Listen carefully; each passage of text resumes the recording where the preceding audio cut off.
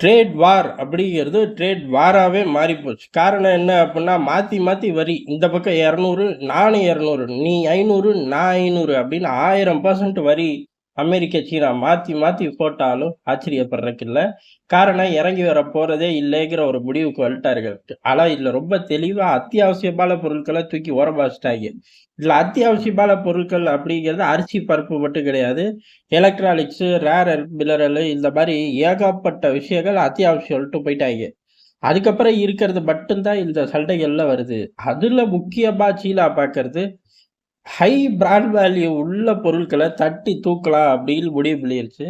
காரணம் என்ன அப்படின்னா, அடிக்கிறதுக்கு ரொம்ப ஈஸி. அதே சமயம் இதுல சீனாவோட திருட்டுத்தனமும் ஒளிஞ்சிருக்கு. அதே பிராண்டு தான். இங்க வந்து வாங்கிக்க. ரொம்ப சீப்பு. உதாரணத்துக்கு $1000 குடுக்குறேன் அப்டிலாம் இங்க அந்த பிராண்டு கிடைச்சிரும். அந்த பிராண்டு லோகோ மட்டும் வராது. ப்ராடக்ட் உன் கைக்கு வந்துரும். இதே $30,000 மேல தந்து தான் நீ வாங்க போற.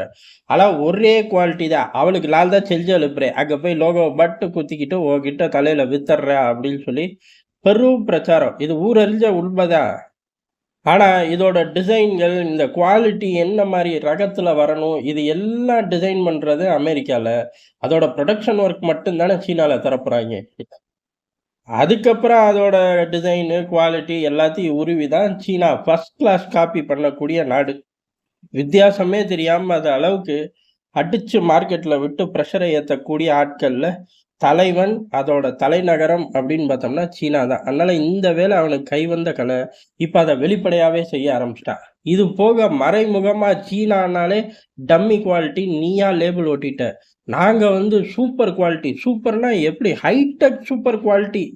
நீ ரூ. 1 வாங்கினாலும் சரி, ரூ. 1,00,000 வாங்கினாலும் சரி, உனக்கு குவாலிட்டி மட்டும் கிடைக்கும். சீன பொருட்கள் தரம் அப்படிங்கிறது கம்மி கிடையாது. அதுதான் உலகத்தோட உச்சபட்ச தரம்னு சங்கதி சாக்குல அவர்களுக்கான மைலேஜ சொருகி வச்சிருக்கார்கள். காரணம் இந்த யுத்தம் ஏதோ ஒரு காலகட்டத்தில முடியும். இப்ப வரை எல்லா நாட்டிலயும் மேட் இன் சைனா அப்புட்ன்னா, குவாலிட்டி கம்மி அப்படின்னு தான் நெனைப்பாய்ங்க. உலகம் பூரா. அதே India made in India value இருக்கும். மிடில் ஈஸ்ட்லலாம் நல்ல வேல்யூ இருக்கும். அது போக அமெரிக்கா, பிரான்ஸ், இத்தாலி, ஜெர்மன் போன்ற நாடுகள பட்டியல்ல கேட்கவே வேணாம். ஆனா சீனா அந்த ஒரு விஷயத்த உடைக்க பார்க்கிறார்கள். எது? வர்த்தக யுத்தத்தை யூஸ் பண்ணியே. அ நீண்ட நாள் மைலேஜா. ஷார்ட் டெர்மா இப்போதைக்கு பெரிய ப்ராடக்ட்டுகளுக்கு எல்லா பேரையும் டேமேஜ் பண்றது. அதே சமயம் அந்த பெரிய ப்ராடக்ட்டுகள நல்ல மார்ஜினுக்கு லோக்கல்ல விக்கிறது. இது 2யும் குறி வச்சு விசா நடைமுறைகள்லயே மாற்றம் செஞ்சிருக்காய்ங்க. வாங்க வரியா ஃப்ரீ விசாலயே வந்துக்க போ! அப்டின்ட்டாய்ங்க. அந்த அளவுக்கு சீனா இறங்கி வேலை செய்ய ஆரம்பிச்சிருக்கு. இத யாரும் எதிர்பார்க்கல. அமெரிக்காவும் எதிர்பார்க்கல. சீன நரிகள் தங்களோட நரி வேலைய காட்ட ஆரம்பிச்சுட்டாய்ங்க. ஆனா இது பூரா எதுல காட்டுறாய்ங்க அப்டின்னா, ஒட்டுமொத்தமா ஃபுட்டேஜஸ் எடுத்து நல்ல பிளான்டு ஒர்க். அது கேட்கவே வேணாம் இந்த பயபிள்ளைகளுக்கு நல்லா தெரியும்.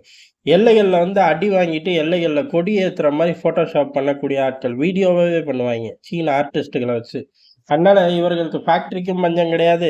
நடிகர்களுக்கு பஞ்சமும் கிடையாது. ஒரிஜினல் ஸ்கிரிப்ட் மாரியே எழுதுறதுக்கு ஸ்கிரிப்ட் ரைட்டர்களும் பஞ்சம் கிடையாது. அதிபர் ஷி ஜின்பிங்கே அந்த வேலைய நல்லா பார்ப்பாரு. தனியாலாம் ஹையர் பண்ண வேணாம். அப்படியே இல்லாட்டி குளோபல் டைம்ஸ் எடிட்டர் கண்ட்ரோல்ல விட்டா போதும். சூப்பரா பண்ணிருவாய்ங்க.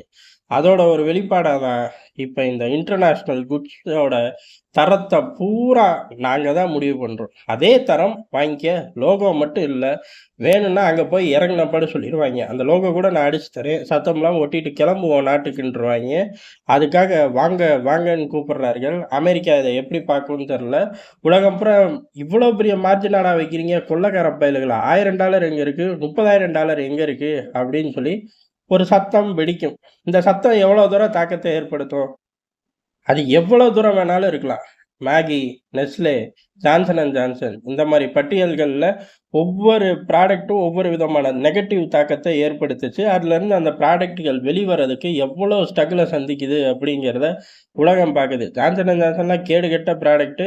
ஏகப்பட்ட லாஸ் சூட் இருக்கு. அதிலயே முழுகி போயிருச்சு கம்பெனி. அது வேற கத. இருந்தாலும் இந்த லக்ஸுரி குட்ஸ் ஐட்டம்ஸ் ப்ராடக்ட் இருக்கக்கூடிய கம்பெனிகளும் இதே மாரி சச்சரவு விஷயங்கள சந்திச்சு தான் ஆகணும். வேற வழியே இல்ல. புகஞ்சிருச்சு மார்க்கெட்ல. மார்க்கெட்ல அந்த புகைச்சல் இருந்துகிட்டே இருக்கும். அவன் நல்ல நேரம், கெட்ட நேரத்துக்கு ஏத்தாப்புல அடி விழுகுங்கிறது தான் எதார்த்தமான உண்மை. அத அனுபவிச்சு தான் ஆகணும். ட்ரேட் வார் மூலியமா பிசினஸ் சாம்ராஜ்யங்கள் பெரிய அளவுல அடி வாங்கும்னு எல்லாரோட கணக்கும் இருந்தது தான். ஆனா, இப்ப இப்படி ஒரு ரேஷியோல அடி வாங்குங்கிறது யார் கணக்குலயும் இல்ல. இப்ப பார்க்க ஆரம்பிச்சிருக்கோம். இனி வருங்காலங்கள் இதுக்கும் மேல அதிகமான டிராமாக்கள பார்க்கவும் அதிக வாய்ப்பு இருக்கு. நன்றி. வணக்கம்.